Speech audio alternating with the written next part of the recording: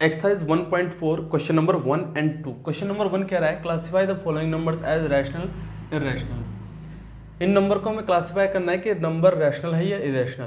देखो जहाँ भी रूट आ जाए ना, अगर सिंगल रूट आ जाए उसके बगल में कोई दूसरा रूट ना हो, बस दूसरा नंबर जो हो रैशनल नंबर होना चाहिए। एक अगर रूट वाला नंबर आ जाए तो वो इरेशनल नंबर हो जाएगा। तो पहला वाला हो जाएगा हमारे पास इरेशनल नंबर। दूसरा वाला नंबर देखो यहाँ पे रूट है प्लस का 23, यहाँ पे माइनस का 23। जब ब्रैकेट खुलेगा तो प्लस का 23 माइनस का 23 को पूरा का पूरा कट कर देगा, यानी कि दोनों की वैल्यू जीरो हो जाएगी। बचेगा सिर्फ 3, और 3 क्या होता है? एक रैशनल नंबर, जिसको हम 3/1 के रूप में लिख सकते हैं। तो ये वाला हो जाएगा रैशनल नंबर। अब देखो 2/7, इसको मैंने ऐसे लिख दिया 2/7। अब जो √7 है ना, उसको मैं ऐसे लिख दूं पूरे के अपॉन एक, मतलब दोनों 7 को एक रूट के अंदर ले आया मैं। ये प्रॉपर्टी होती है इसकी, लिख सकते हैं 7 × 7, तो अंदर क्या बच जाएगा √1। अब 1 का स्क्वायर रूट क्या होता है? 1 होता है। तो बेसिकली 2/7 ही बचा। और 2/7 किसकी फॉर्म है? P/Q की फॉर्म है। तो कैसा नंबर हो जाएगा? रैशनल नंबर हो जाएगा। नेक्स्ट है, देखो यहाँ पे एक रूट आ गया तो ये इरेशनल है। यहाँ पे पाई आ गया, और पाई की वैल्यू क्या होती है? नॉन टर्मिनेटिंग, नॉन रिपीटिंग होती है, तो वो भी एक इरेशनल नंबर है। ये भी इरेशनल हो जाएगा पूरा का पूरा। डजंट मैटर उसके आगे 2 लग रहा है, 4 लग रहा है, कोई मैटर नहीं। अगर मल्टीप्लाई में कोई चीज़, डिवाइड में कोई चीज़ पाई से, तो पूरा का पूरा नंबर को वो कर देगा, इरेशनल बना देगा। अब एक बात ये है कि 1/√2 को हम रैशनलाइज करके कुछ बना सकते हैं। 1/2 को हम रैशनलाइज करके कुछ बना सकते हैं? भाई नहीं कर, उसको कुछ नहीं कर सकते। अब बोलोगे कि रैशनलाइजिंग द डिनोमिनेटर का कॉन्सेप्ट यहाँ पे लग सकता है।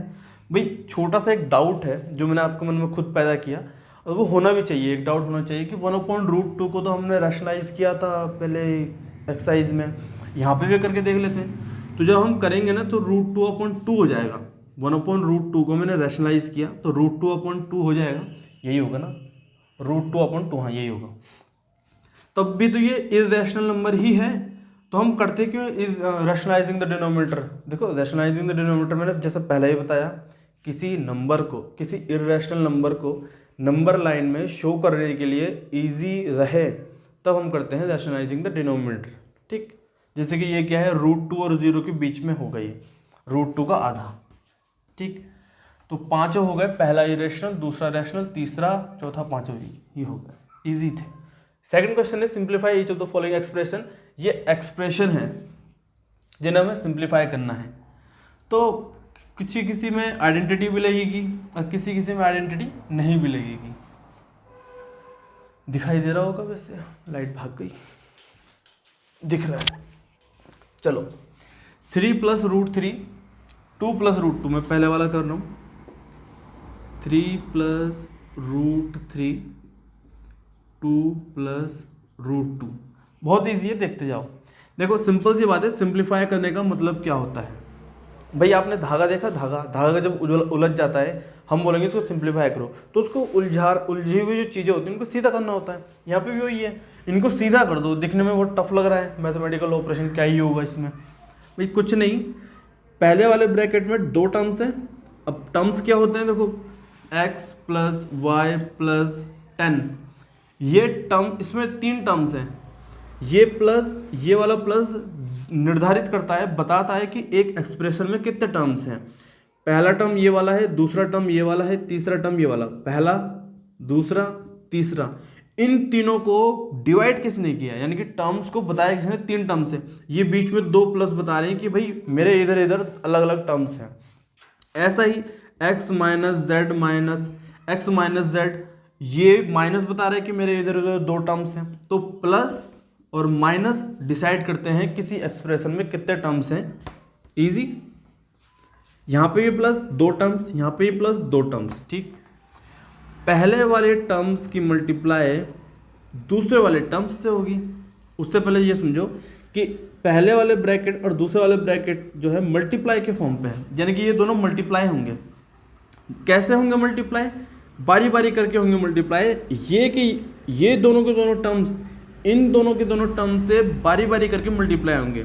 जैसे पहले 3 होगा 2 से मल्टीप्लाई, फिर यही 3 होगा √2 से मल्टीप्लाई, ठीक, लिख लेते हैं अभी।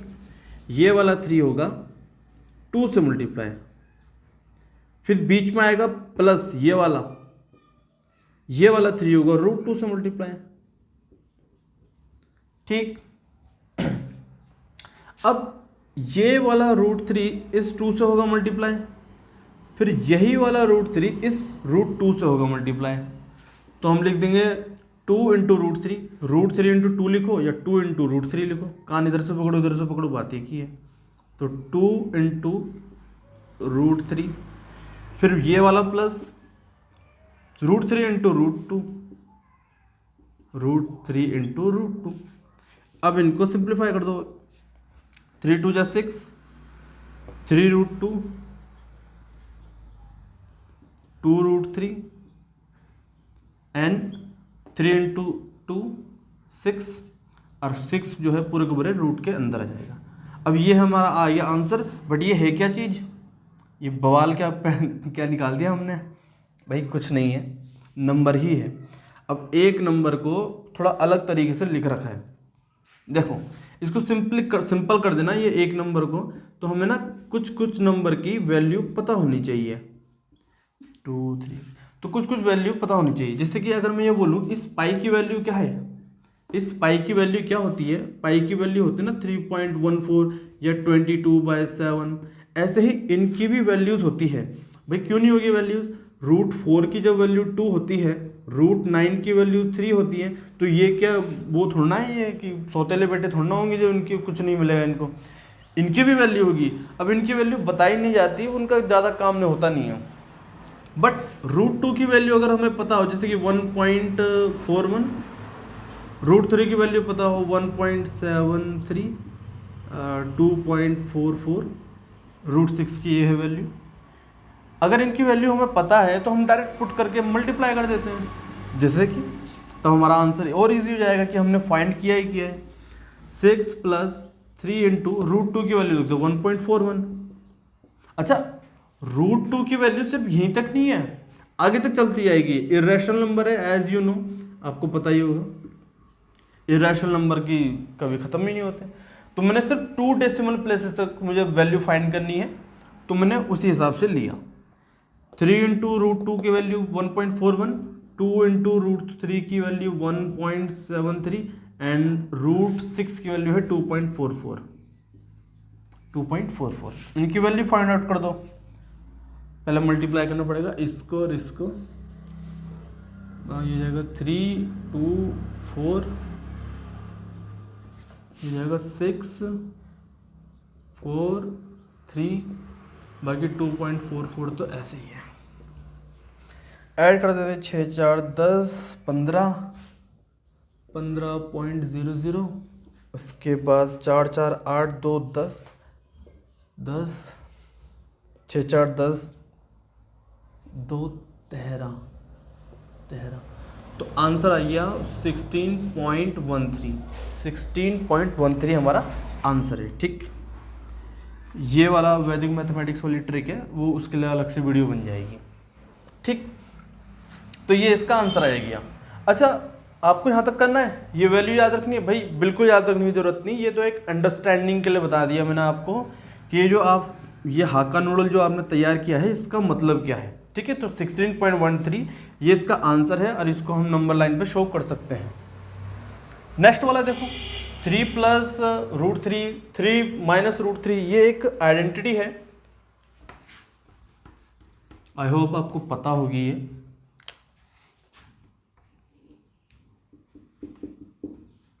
एट्थ क्लास पास करके आए हो तो पता ही होनी चाहिए। a + b, a - b, ये वाला आइडेंटिटी है, इसका क्या होता है, a² - b²। भाई बहुत इजी है, तो मैं डायरेक्ट ही कर रहा हूँ, a + b, a - b। मैं कैसे बताऊँगा, देखो फर्स्ट ब्रैकेट में पहला टर्म्स दूसरे टर्म्स के सेम है, फर्स्ट ब्रैकेट और सेकंड ब्रैकेट में दूसरे टर्म्स भी सेम है, तो a b b, साइन भी +- है, इजी। तो a की वैल्यू 3 है तो 3 का स्क्वायर, ये वाला यहाँ पर पुट करूँगा। b की वैल्यू √3 है तो √3 का स्क्वायर, 3 इसका स्क्वायर 9, √3 का स्क्वायर 3, ये जाएगी 6 आंसर। थर्ड वाला देखो, √5 प्लस √2 का स्क्वायर, √5 प्लस √2 का स्क्वायर, तो a प्लस बी का whole square, a plus B का होल स्क्वायर क्या होता है, a square plus B square plus 2ab। Put कर दो, a की जगह पे क्या है √5, तो √5 का स्क्वायर ऐसे भी लिख सकते हो आप, √2 का स्क्वायर प्लस 2ab, 2 a की जगह पे √5, b की जगह पे √2, √5 √2, ठीक। इसको सिंप्लीफाई कर देंगे, √5 का स्क्वायर 25 ना 5, √2 का स्क्वायर 4 ना 2, 2 इंटू √10। अब √10 को हम कैसे रखते हैं, 2 दूनी 4, √10 नहीं, √10 ही लिखेंगे इसको, 2 इंटू √10, ये हमने सिंप्लीफाई कर दिया, और सिंप्लीफाई कर दो, 7 प्लस 2 √10 आंसर। 5 प्लस 2 7 और 2 √10, कौन कौन सा बचा, ये वाला बचा, इसको यहीं पे कर देते हैं फोर्थ वाले को। 5 माइनस √2, 5 प्लस √2, आप कर दोगे ये, इसका तो आंसर ऐसे ही आ गया, 5 माइनस 2 कितना हो जाएगा, 3 हो जाएगा, लो आंसर आ गया, यही वाले आइडेंटिटी लगाओ, 5 minus 2 is equal to 3 answer. और कुछ बताइए, अच्छा ये हो गया खत्म। अब चलते क्वेश्चन नंबर 3 की तरफ, ठीक है।